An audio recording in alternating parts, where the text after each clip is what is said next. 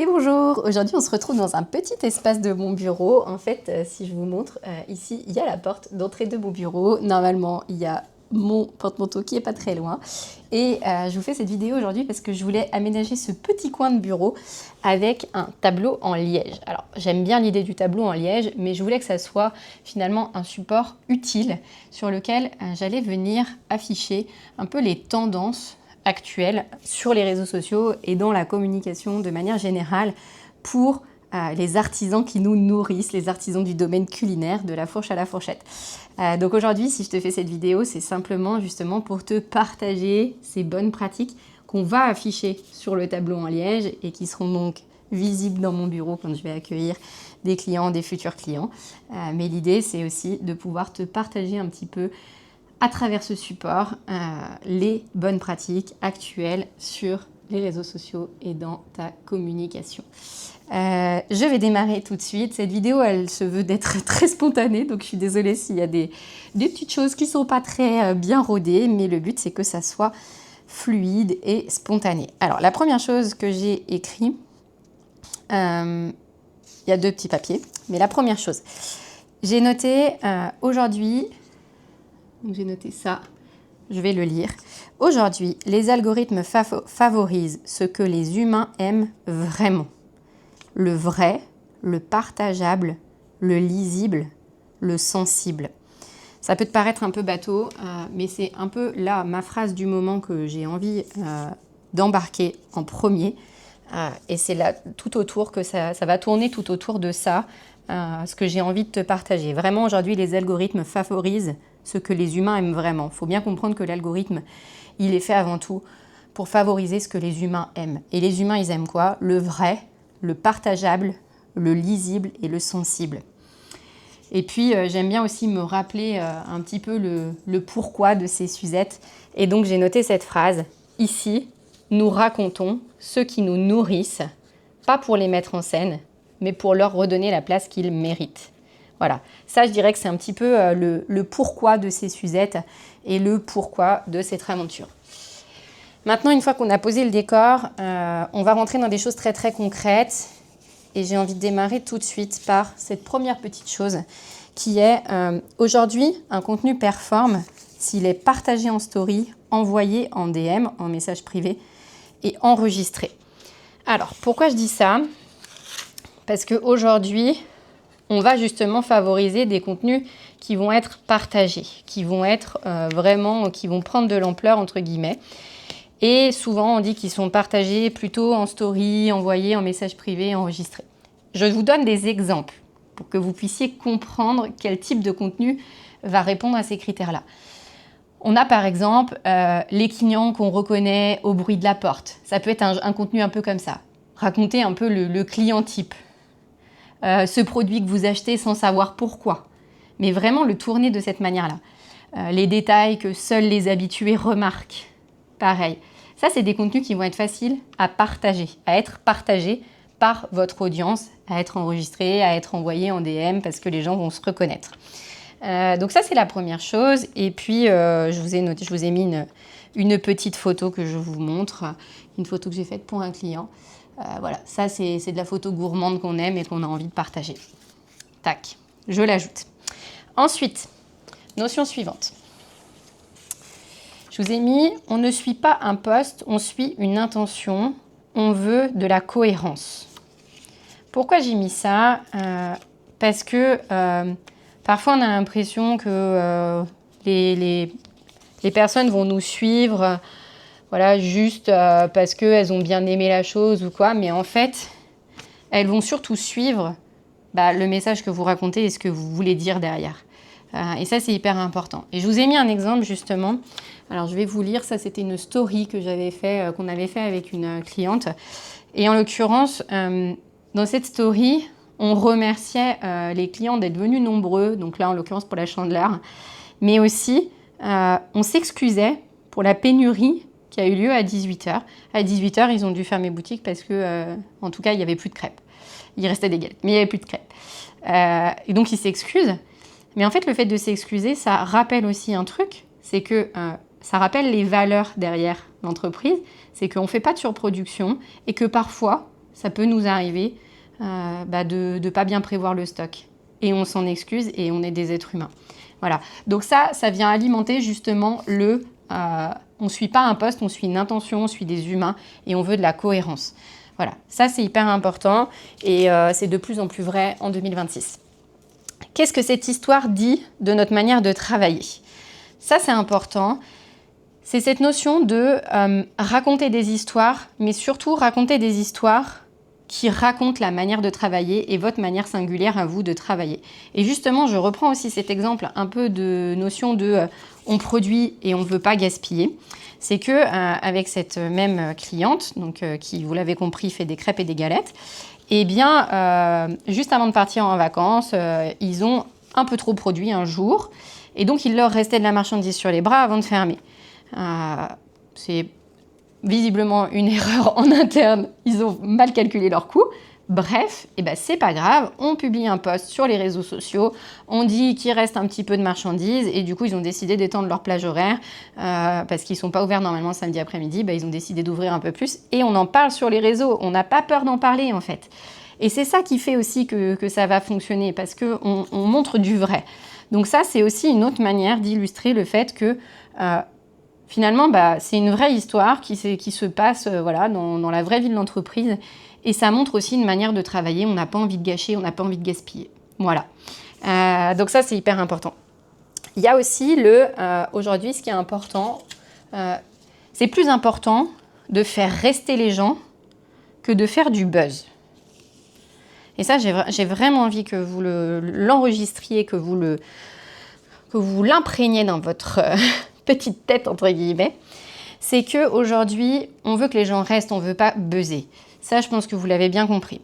On peut le mesurer avec le taux de rétention. Alors là, je vous montre ici un petit graphique qui représente un taux de rétention d'une vidéo que j'ai fait avec une cliente. Ce taux de rétention, le but, c'est qu'il descende pas trop vite. Vous regarderez sur vos propres contenus, dans vos statistiques, vous irez sur votre compte Instagram. Si ça dégringole d'un coup, c'est pas bon. Là, il descend pas au-delà, il va pas en dessous de 44%. Même à la toute fin de la vidéo, ce qui est très très bon parce que souvent à la fin de la vidéo, on arrive quand même à beaucoup moins.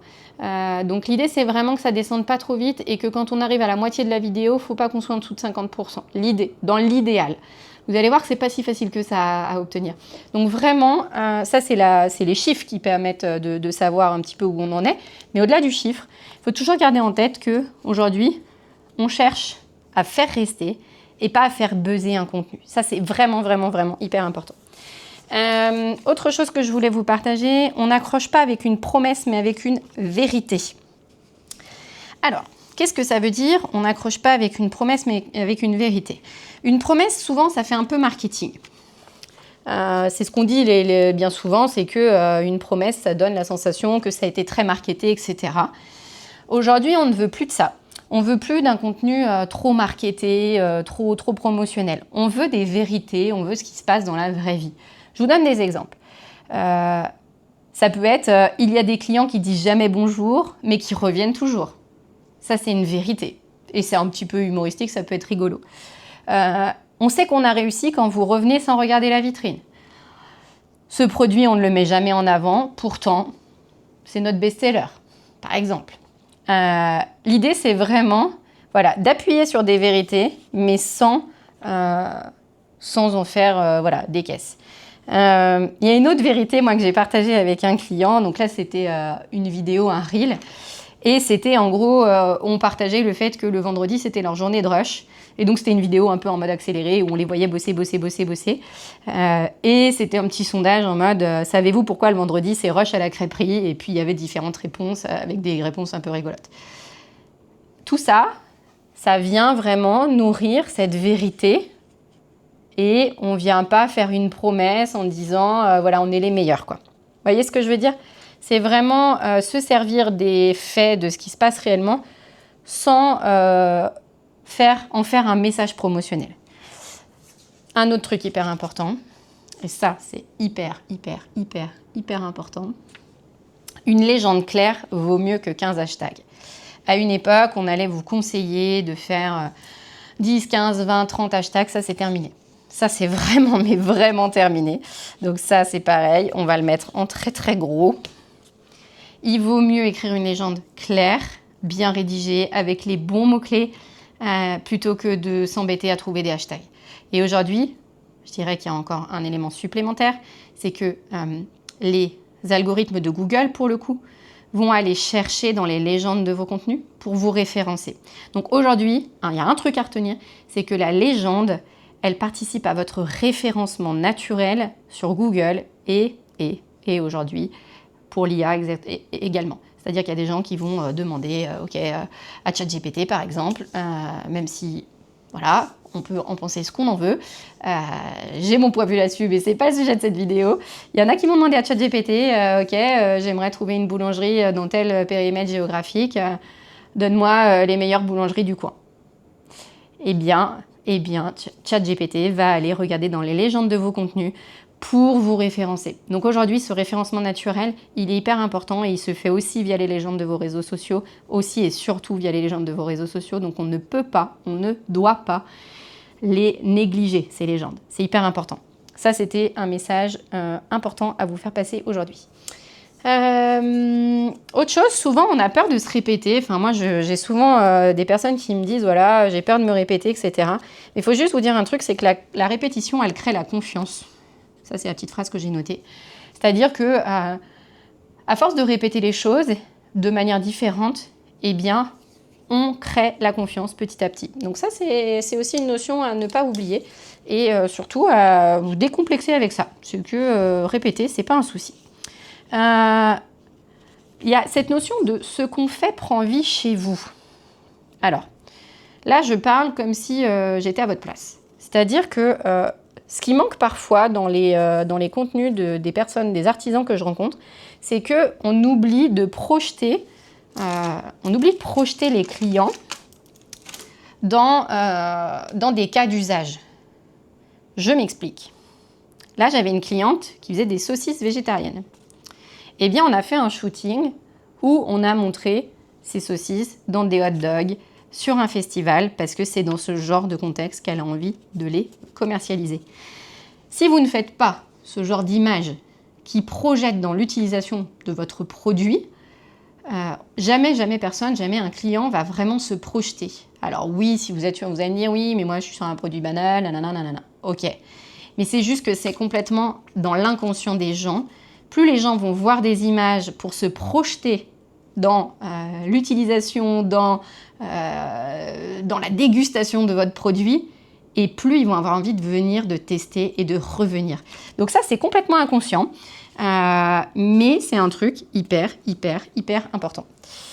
Là, j'ai deux phrases qui vont aller un petit peu ensemble. Il y a « le vrai fait plus vendre que le beau ». Alors ça, pour la photographe que je suis, ça me fait mal au cœur. Non, je plaisante. Mais aujourd'hui, il faut être conscient qu'en fait, aujourd'hui, on s'en fiche de faire du beau. C'est la réalité. On veut du vrai.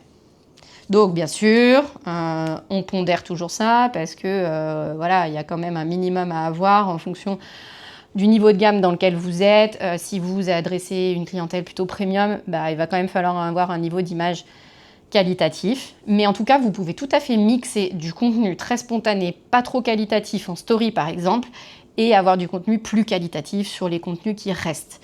Mais ça, c'est une vraie tendance. Le vrai fait plus vendre que le beau.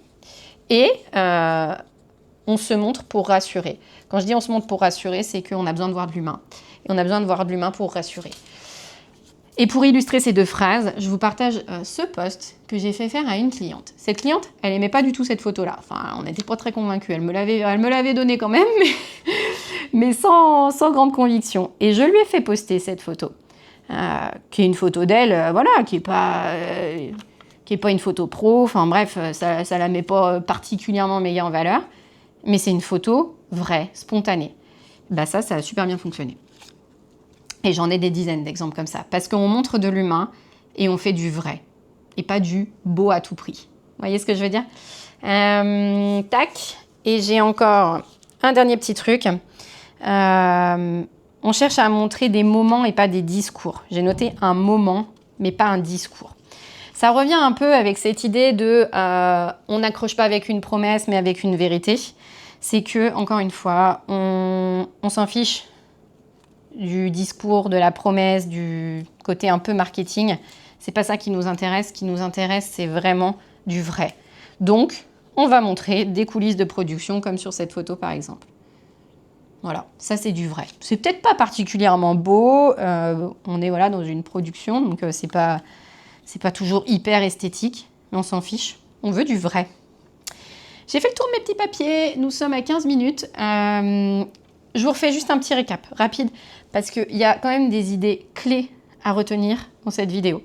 Les grandes idées, il y en a une qui est autour des textes des légendes. On s'en fiche des hashtags. Il faut que vos légendes soient bien structurées et qu'elles utilisent le vocabulaire de vos clients. Idée numéro 1. Idée numéro 2, on préfère faire rester sur votre compte que faire buzzer. Ça, c'est hyper important. Donc, vos contenus doivent être structurés pour. On raconte des histoires, des vraies choses qui se passent pour montrer vos valeurs, montrer votre manière de travailler. On veut de la cohérence. On veut que vous parliez avec ce qui vous anime au quotidien, je dirais. Je dirais que c'est ça le plus important. Voilà. Et je terminerai juste avec cette phrase que j'ai mis en plein milieu, là, que je vous ai dite au début. Aujourd'hui, les algorithmes favorisent ce que les humains aiment vraiment. Donc, on arrête de prendre l'algorithme pour un démon. On veut du vrai, du partageable, du lisible, du sensible.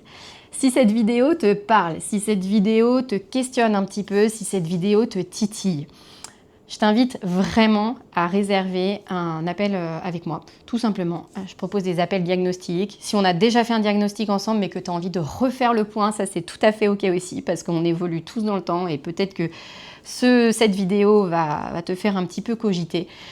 Voilà, mon agenda est ouvert et ça sera avec grand plaisir qu'on pourra en parler et qu'on pourra aller regarder un petit peu comment tout ça fonctionne chez toi et comment est-ce que tu peux mettre en place tout ça avec tes propres réseaux sociaux.